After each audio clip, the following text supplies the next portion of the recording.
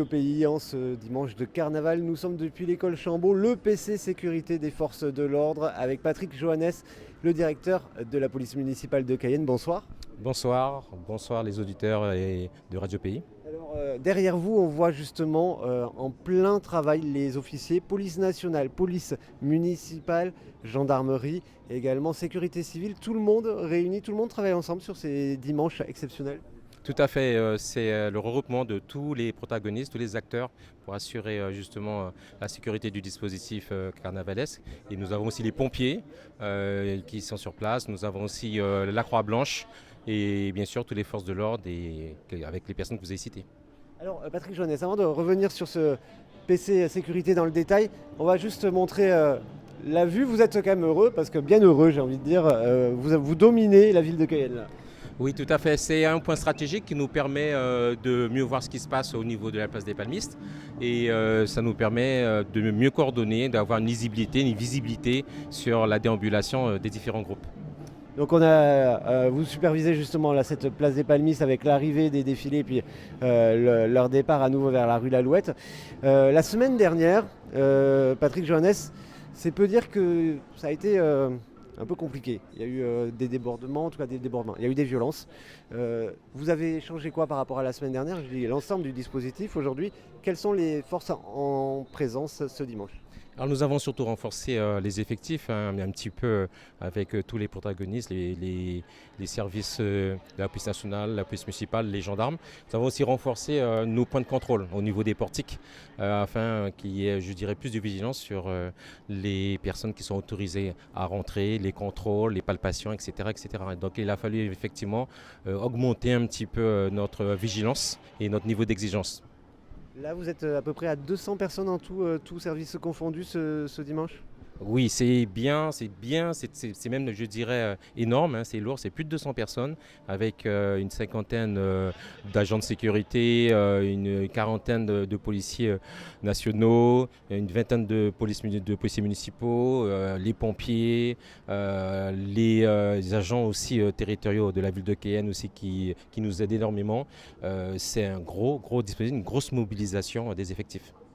Alors, Patrick Johannes, on va peut-être évoquer justement, quand on arrive sur place, quand les habitants viennent pour assister justement au carnaval de rue, ils sont fouillés systématiquement, c'est ça? Il y a des tickets, comment ça se passe?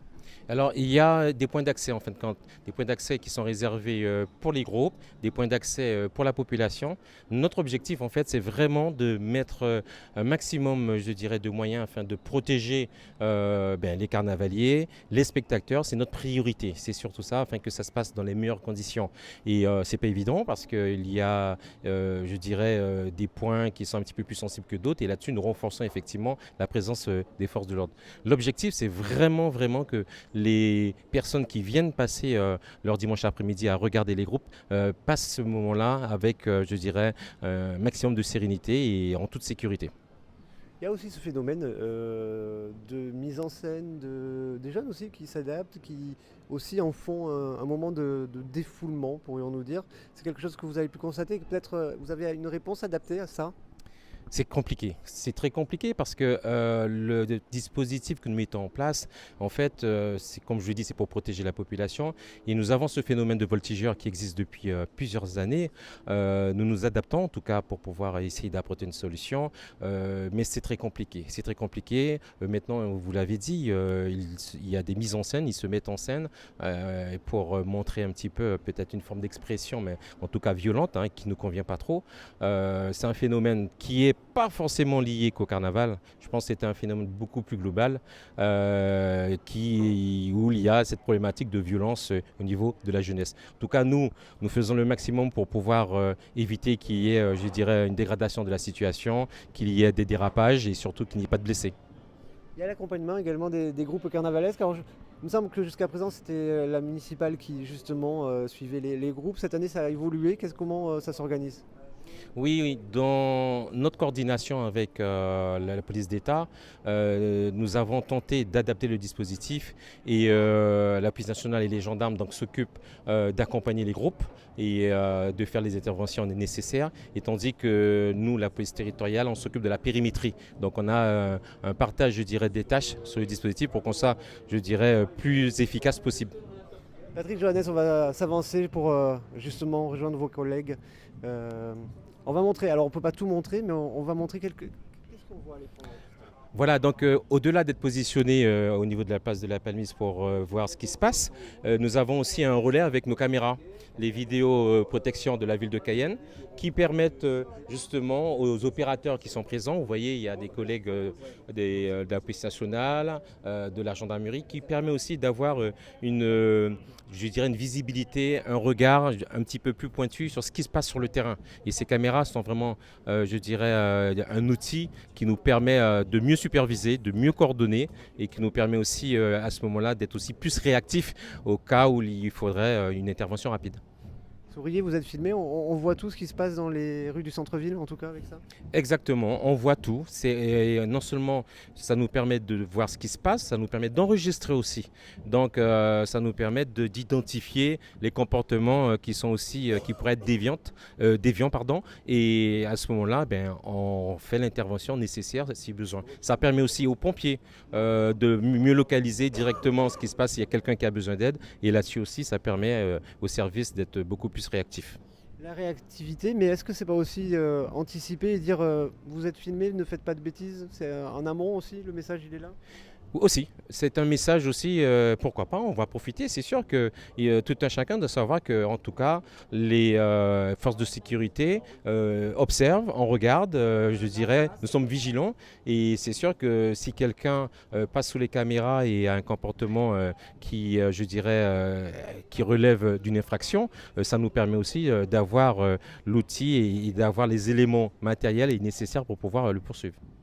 Merci, on salue donc Livio qui supervise ça pour la... Voilà. Et donc, comme je vous ai dit, donc on a une concentration de personnes dédiées sur le poste de commandement opérationnel, et chacun à son niveau a un rôle en fonction des effectifs qu'ils ont. Ils ont un contact direct par radio, et tout ceci se passe, par exemple, pour la territoriale. J'ai le chef d'état-major Livio Liancé qui est le second au niveau de la police municipale et qui a sa responsabilité ce dimanche de pouvoir superviser et coordonner le dispositif. Ouais, justement, un mot, Livio. Bonsoir. Concernant, donc, vous êtes le commandant en second de la police municipale. Comment ça s'est passé dimanche dernier? Qu'est-ce qui est mieux cette semaine? Donc disons que pour ce week-end par rapport au jour dernier, on a rééquilibré les portiques en mettant plus de personnes avec plus de vigilance au niveau des palpations et des fouilles de sacs. Et on n'a rencontré ni alcool, ni bouteilles en verre. On a un peu recentré parce qu'on avait eu quelques petites intrusions. Vous avez augmenté également le nombre de points de contrôle? Non, on a toujours 5 portiques, mais on a renforcé la présence des policiers sur les portiques de façon à fluidifier les entrées des groupes. Et lorsqu'il y a beaucoup d'administrés qui viennent, passant en physionomie, une personne âgée qui passe, pas besoin de passer au portique, ou des enfants avec leurs parents. Il y a également la collaboration avec les agences de sécurité, c'est-à-dire que vous travaillez tous, vous pouvez être en lien, vous voyez quelqu'un passer, il peut vous aider. Oui, donc en fin de compte, on renforce les agents de sécurité qui sont dédiés au portique. On a 2 sociétés, une au barriérage et une au portique. Et les policiers sont là de façon à ce que s'il y a une personne récalcitrante sur le portique, prendre la main et tout intervenir, notamment s'il y a découvert d'une arme blanche et son porteur. Voilà, saisie. Merci beaucoup. Vous y êtes jusqu'à quelle heure? Jusqu'à la fin, normalement c'est prévu 19h, mais si jamais ça continue, on sera là jusqu'à la fin pour ouvrir le périmètre. Si affinité, dimanche dernier, ça avait fini 22h, c'est ça? Dimanche dernier, on a fini à 19h, on a réouvert le périmètre. C'est bien passé la réouverture. Merci beaucoup. Bon courage, bonne soirée. Patrick Johannes, on va montrer peut-être un dernier instant la place des Palmistes, justement. Ah.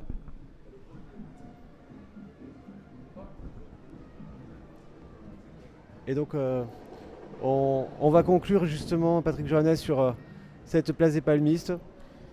Oui, ben écoutez, voilà, donc vous avez pu observer tous les moyens qui sont mis en place. Le maire de Cayenne a une volonté forte justement de mettre en place tous les moyens nécessaires pour pouvoir mettre en sécurité les personnes et les biens. Et là, une coordination et la collaboration de l'ensemble des forces de l'ordre, des agents de la ville. Tout le monde est, je dirais, mobilisé. Les pompiers, je remercie d'ailleurs justement tous ces protagonistes, les pompiers, les agents de sécurité, la Croix-Blanche, la sécurité civile, les services de la préfecture, la police nationale et les collègues de la police municipale. Nous sommes tous, comme vous avez pu le constater, mobilisés avec comme priorité, c'est de sécuriser cette manifestation et que tout se passe bien et que tout le monde profite de ce carnaval. Radio Pays, on est descendu dans la cour d'école justement avec les pompiers, Patrick Johannes, Raymond Mathurin qui est le commandant du centre de secours de Cayenne.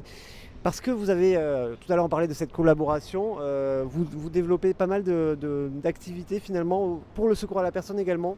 Voilà, tout à fait. Vous avez eu l'occasion de voir le dispositif concernant la sécurité des personnes, c'est-à-dire la sécurité publique avec les forces de l'ordre. Et nous avons aussi, heureusement, je dirais, le renfort et l'assistance des services du SDIS pour le dispositif des secours à personnes. Et le commandant du poste justement du centre de Cayenne est présent et va vous faire une présentation. Raymond Mathurin, capitaine Raymond Mathurin, bonsoir. Déjà ravi de vous croiser.